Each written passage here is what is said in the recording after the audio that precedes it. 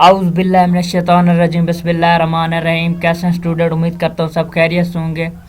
और आपसे छोटी सी गुजारिश है कि आप काइंडली हमारे चैनल को सब्सक्राइब कर दीजिए और बेल आइकन को ज़रूर प्रेस कीजिए ताकि हमारी हर आने वाली वीडियो आप तक ज़रूर पहुंच सके। तो आपसे छोटी सी रिक्वेस्ट है कि हमारे चैनल को सब्सक्राइब कर दीजिए। जैसा कि आपने बैनर के ऊपर पोस्टर के ऊपर देखा है कि CS302 डिजिटल लॉजिक डिज़ाइन के बहुत ही अच्छे MCQs और प्यारे MCQs जो आपको मिड टर्म के हवाले से बहुत अच्छी तैयारी करवाएंगे, तो उसके लिए हमने आपके लिए एक फाइल लेकर आए हैं जो कि बहुत ही हेल्पफुल है। तो चलते हैं, हमारा पहला क्वेश्चन है, the range of X 8 code in from dash to dash. 8 code हम कहाँ से हासिल करते हैं, जबकि ये 8 कोड एक्सेस करते हैं। रेंज इनकी क्या होती है, 0 से शुरू होते हैं और 7 तक जाते हैं। 0 को 7 काउंट करें तो ये हमारे पास 8 बनते हैं। तो इसलिए इसको एक्सेस कैसे किया जाता है, जो 7 to -8 तक is the correct option, is the best option. ये हमारा इसका करेक्ट ऑप्शन है इस सवाल का पहला, +7 to -8। अगला क्वेश्चन है, the decimal number 17 in BCD well be represent is. Decimal number हमारे पास आप लोगों ने देख लेने, डेसिमल, बाइनरी और हेक्साडेसिमल। ये हमारे पास इसका बनता है 10 111 इज द बेस्ट ऑप्शन। अगला क्वेश्चन है, for 4 output of 2 4 input multiplexer. 4 input multiplexer के अंदर हमारे पास आउटपुट क्या है, 4 आउटपुट है। तो connecting of frame 16 input multiplexer को कनेक्ट करते हैं और connecting together through a 4 bit dash gate. तो हमारे पास ये आर गेट इस यूज होता है 4 बिट के अंदर। अगला क्वेश्चन है, standard interface for programming in the system PLD consist of. ये प्रोग्रामिंग हमारे पास क्या है, प्रोग्रामिंग इन सिस्टम PLD के अंदर कितनी बिट्स हमारे पास, स्टैंडर्ड इसकी इंटरफेस हमारे पास क्या होगी, वो है 4 वायर इसकी स्टैंडर्ड इंटरफेस होगी। किसके अंदर, PLD के अंदर 4 वायर स्टैंडर्ड इंटरफेस होगी। अगला हमारे पास है, dual 4 input multiplexer can be connected to from 16 input multiplexer. 4 input multiplexer हमारे पास कनेक्टेड होते हैं 16 इनपुट मल्टीप्लेक्सर के अंदर। तो इसके 16 के लिए हमारे पास क्या होता है, 4 दरब तो 4, तो हमारे पास इज इक्वल टू होता है 16 के। तो 4 इज द करेक्ट ऑप्शन है। चलते हैं, अगला क्वेश्चन है हमारा, अगला क्वेश्चन है, SR latch can be implement by using dash gate.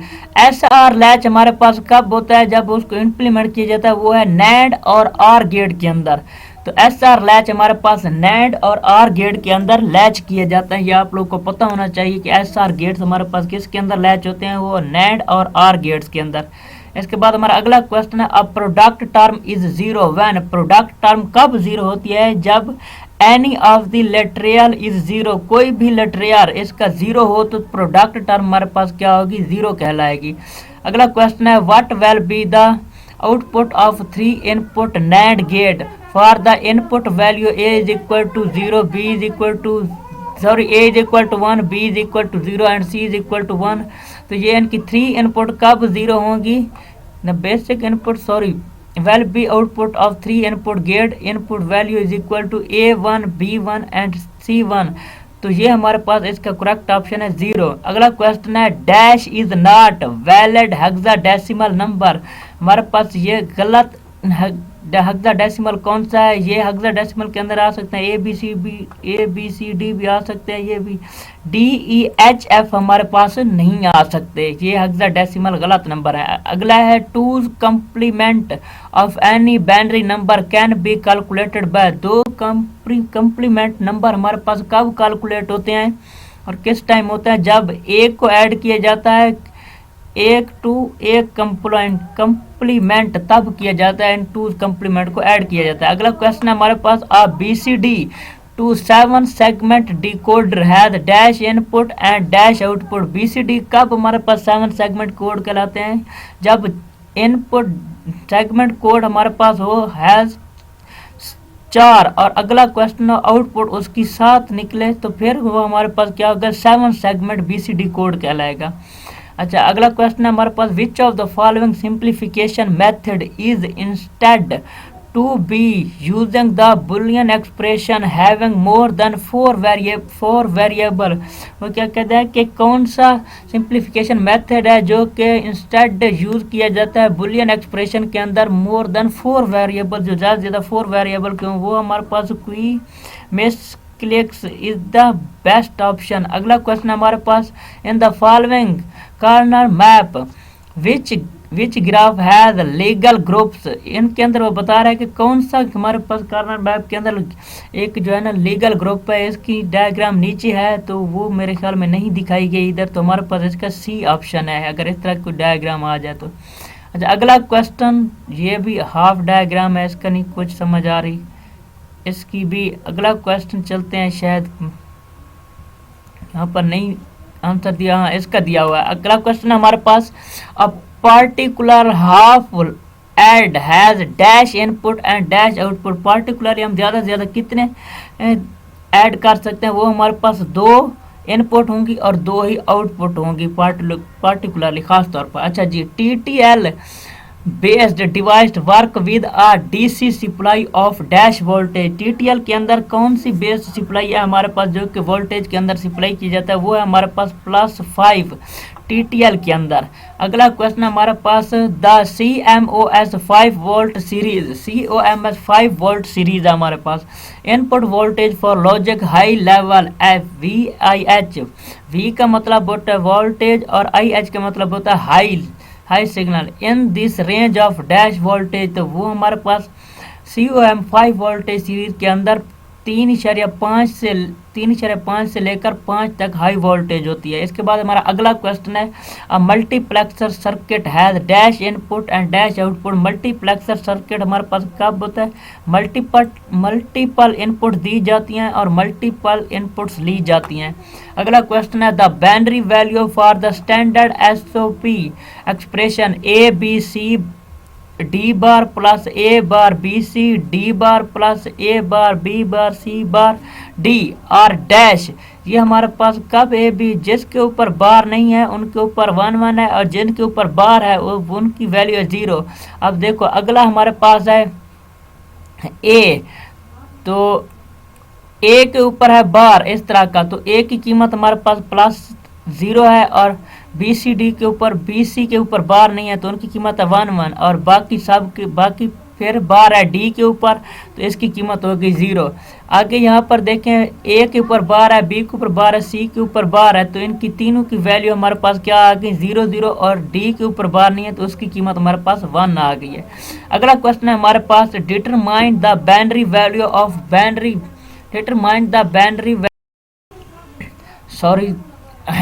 दोबारा पढ़ते हैं। Determine the binary value of the variable for the following standard POS expression. इनमें से स्टैंडर्ड PO एक्सप्रेशन हमारे पास क्या है, देखिए अगर आपको हमारी वीडियो अच्छी लग रही है तो काइंडली चैनल को सब्सक्राइब कर दीजिए और बेल आइकन को ज़रूर प्रेस कीजिए। आपसे छोटी सी गुजारिश है हमारे चैनल को ज़रूर सब्सक्राइब कीजिएगा, तो आपकी मेहरबानी होगी, थैंक यू।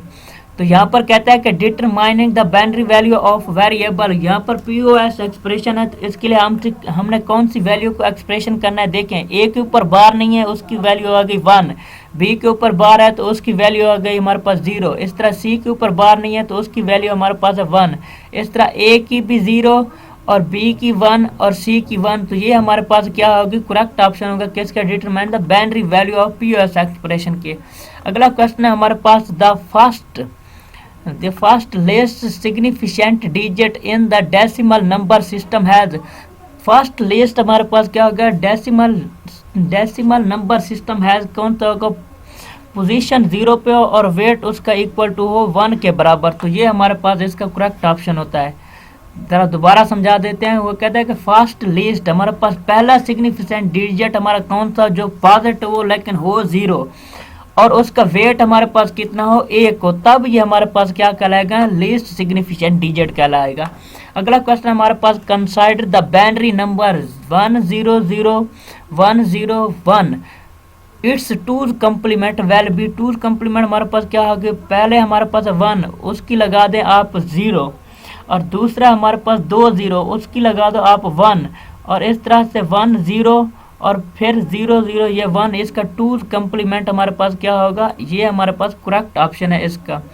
आगे चलते हैं, ए प्लस ए बार डॉट बी, इसका मेरे ख्याल में मेरे पास हैंड आउट नहीं है तो काइंडली देख लीजिएगा। ए प्लस ए बार डॉट बी, ए बार और बी ज़रब खा रहे हैं तो इसका तकरीबन मेरे पास होगा A plus B, A plus B is the correct option होगा। अच्छा जी, अगला क्वेश्चन हमारे पास, according to De Morgan's theorem, De Morgan theorem के अंदर ये A plus B plus C bar, तो हमारे पास इन सब का तीनों का बार हमारे पास क्या कहलाएगा, इनसे अलग अलग बार कर दें और डिमॉर्गन के अंदर अगर ये प्लस है तो ज़रब कर दें, A dot B dot C dot, इन तीनों के ऊपर बार आ जाएगा। अगला क्वेश्चन है हमारे पास, the extend ASCII code American standard code, ये ASCII का मुखफ़फ़ है। स्टैंडर्ड आस्की को American standard code for information interchange represent the unique code, हमारे पास क्या होगा 256 इसका यूनिक कोड है। कहीं पर भी आप लोग आस्की कोड का पूछा जाए, नंबर दिए गए हो नीचे, तो आपने 256 आंखें बंद करके लगा देना है। इसके बाद हमारा अगला क्वेश्चन है, द 3 फंडामेंटल गेट्स आर, हमारे पास आप लोगों को पता है 3 फंडामेंटल गेट कौन से होते हैं, नॉट और एंड, तो ये हमारा एक्स और नहीं होता, जहाँ पर ये एक्स और नैंड ये वगैरह हूँ तो ये हमारे पास फंडामेंटल गेट नहीं हो सकते। फंडामेंटल गेट हमारे पास नॉट एंड और, ये तीनों बेसिक गेट है हमारे पास।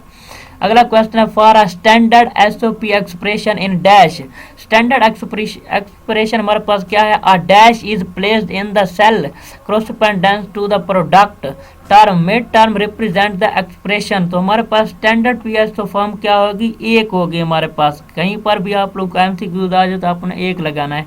उसके बाद हमारा अगला क्वेश्चन है, the output A less than B is set to 1 when the input combination of A less than B, हमारे पास है 1, तो इसका स्टैंडर्ड कॉम्बिनेशन क्या होगा, A is equal to 0 1 B is equal to 10 होगा, क्योंकि लेस देन बी है, ए हमारे पास अगर 0 होगा तो बी हमारे पास क्या होगा 10 होगा।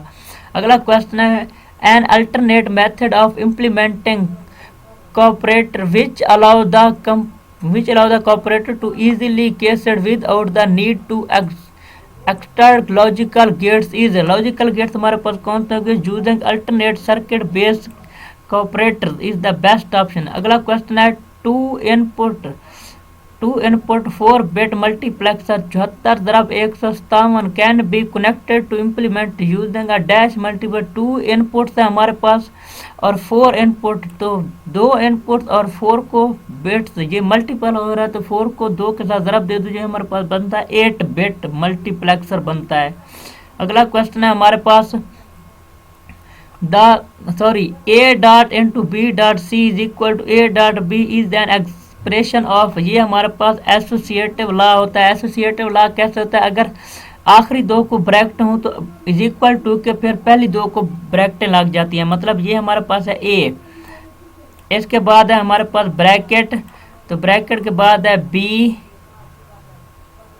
और फिर बी के बाद है हमारे पास सी, तो इन दोनों की ब्रैकेटें आगे इज इक्वल टू के बराबर क्या होगा, पहली 2 ब्रैकेट, पहले 2 डॉट्स को मतलब पहली 2 इक्वेशन को ब्रैकेट लगा देंगे, ये बाद में है तो ये वो पहले है ये बाद में, तो ये हमारे पास एसोसिएटिव लॉ कहलाएगा।